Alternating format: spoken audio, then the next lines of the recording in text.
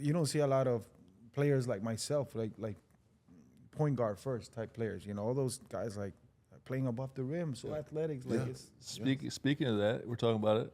Who are your favorite point guards to watch right now? I mean, I like Kyrie. Lil Drew. I like Ja. I mean, I like a bunch of guys. I mean, but true point guards, pass first. I don't know. I mean, I watch a lot of guys. I don't have one specific guy. I mean, I like Brunson. I like the way, you know, he's so shifty, man. Like his footwork is incredible. Insane. The fact that he can post you up and still score against bigger guards and manage his way in the lane and get his shot off, you know, not being as athletic as the other guys is incredible. I mean, I've always liked Steph. There's a bunch of guys I like, you know. Give me the landscape of the East. You obviously played in Orlando, played in Miami. Yeah. What are you thinking of the East right now? Where things are at? Who you like in the East? Played in Detroit. Yeah. Unfortunately for Detroit right now, you ain't gonna have that Detroit conversation. Detroit hasn't been the same, man. Unfortunately, because I know they the on fans. their way though. I like what JB Bickerstaff doing. JB's good. They on their way. Yeah, he's setting the culture. They get better. Yeah, setting the culture. You know what I'm saying? And the fans deserve better in Detroit. I feel. I don't know. They got good fans. Yeah, they got great fans. Man, Boston, man, it's tough. Boston, I think Boston, if they stay healthy, they can continue to win, you know, and be as dominant as they've been. But as you guys know, at the end of the day is how you execute, you know, down, you know, in the playoffs, and you can have a great season, and at the end, you know, one bad pass, it could, you know, there goes your season. But it's all about execution with those teams because they're so dominant at every position. And health-wise, you know, with Porzingis, if he stays healthy, they're a different team too. Man, I would love to see the Heat, you know, make that step this year because, you know, we struggle with health issues and you know, we need Jimmy. We need Jimmy at his best, bro. When Jimmy is at his best, everybody follows. You know, it can't be Tyler Hero today, Jimmy, and it got to be all of them. You know, kind of. Play the right way and be consistent. Bam has done everything he can, and I think he struggles at times with finding that consistency, but he's extremely solid all around, you know, and I love his game and his passion and how committed he is to the franchise, too, and to the city. We need a point guard, man. I think we need a point. I don't know. I mean, you tell me. I mean, it's scary. Terry, he's amazing, but we need I think we need a leader at that position, you know. One thing I will say about Bam, and to touch back on the Bam thing, is like, you know, people oftentimes, you know what I'm saying, when I say people that watch basketball, the people that don't know shit about basketball, they oftentimes want to look at scoring and think that that's most of it, and they don't understand how much Bam does for our team on both ends of the basketball court. You know what I'm saying? When you talk about getting other guys involved, Duncan Robinson, Tyler Hero, you know, Bam is almost like a point forward. You say, you know what I'm saying, we need a point guard, but we really initiate offense with all five guys. Any one of those guys in that starting five, we can initiate offense through. Yeah. So I think Spo likes to have that flexibility of initiating offense through all five guys, especially when you got a guy like Anthony Davis guarding Bam. You can have Bam initiating offense at the top of the key, and you take Anthony Davis away from that basket. That opens up backdoor cuts, layups for different guys to get to the basket. So I think they love having the opportunity to be able to initiate offense through all five guys. But, you know, I think for Bam, you know what I'm saying, just people understanding how much he means to our team when he's not scoring and what he does for our team when he's not scoring. On both sides, too. Both sides. On and off the floor, too, yeah, man. Bro. I mean, what he does for us is, you know what I'm saying, it's only a couple guys in the league that can guard 1 through 5 and actually guard them and shut them down. And he's one of them. UD, I got a question for you. What the hell's going on in Philly, bro? Listen, it doesn't matter how good of a team or how good of a roster you have if just the leadership at the top is not right. And, you know, we've talked time and time again on this show about habits, you know what I'm saying, and what you do behind closed doors when people aren't watching.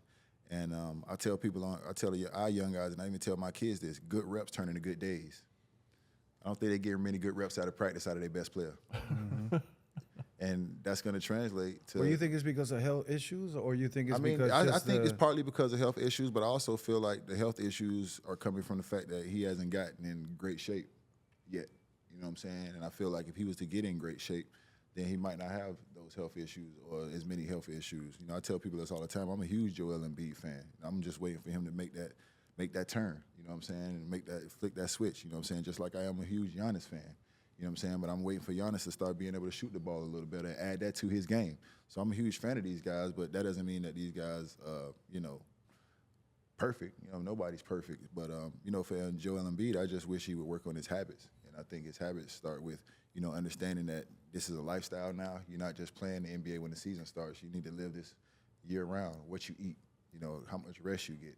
You know what I'm saying? Hitting the ground, running in the morning with the weight room, and just creating a consistent schedule for yourself in the way you perform. And even on those days when you're tired and you don't feel like going to shoot around, you still push through because the other guys in the locker room are watching you and they depend on you. So things like that, I feel like if he can kind of figure those things out, I feel like then his leadership will start being better, and I feel like they'll follow him a little better. But right now, I just feel like it's a lot of division with that and the leadership part of things. There's got to be something different though. You look at that roster, like if it goes the way it's going right now, that's gonna be one of the biggest ups of all time. Like, I mean, bro, their roster's loaded. Yeah, but from the beginning of the season, but from the beginning of the season, your best player comes out immediately before the season even starts and says, "I'm not playing back-to-backs."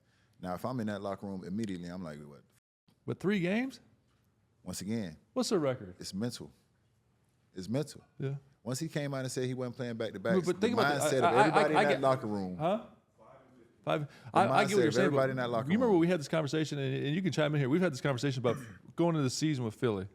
That roster was, I mean, to me, Maxey, Paul George. I mean, obviously injuries are a big part, but you should be all better 5-15. Like Maxey, Paul George, They all obviously have Joel been Embiid. out, though. Maxey was out. Paul George has been out. Martin, Embiid has been out. None of those Kelly guys have Oubre. played. I know, but they haven't got any minutes consistently with those 3 guys playing together. Yeah. Now, guess what the thing is I think about there's this? more to it because there's a leaked stuff in the media about their like all this stuff about there's something crazy going on over there. I think and The to locker add, room is divided. yeah, to add what you guys are saying, Philly got to find a way to play good when he's not available. And right now, I think management, you know, understands that they're not a good team if he's not healthy. You know, if the team were to show the management we're good enough to make the playoffs or to be at least at 500 without Embiid, they'll probably consider trading him. I think.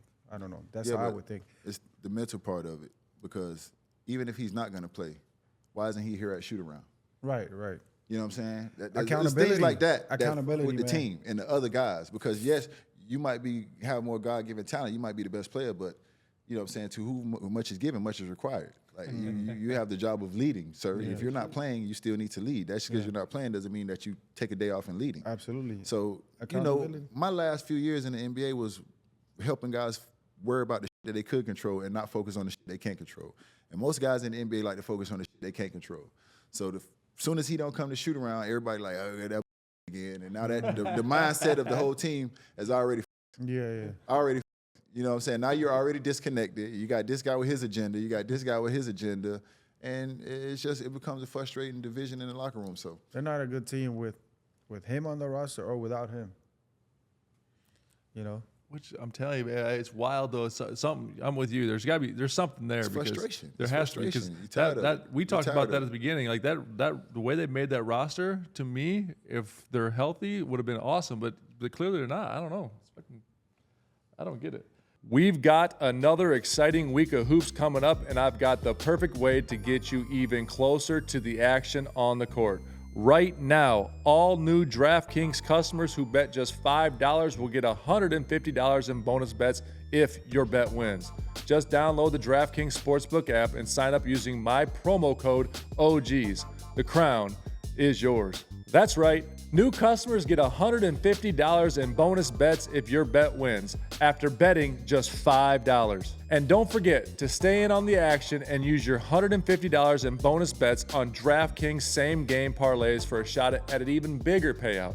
Combine multiple bets together from the same game. If sports betting is not available in your state, don't worry. You can still join in on all the fun with DraftKings Daily Fantasy and have the shot to win cash prizes. Download the DraftKings Sportsbook app now. New customers use my promo code OGs and bet just $5 on any wager and get $150 in bonus bets if your bet wins.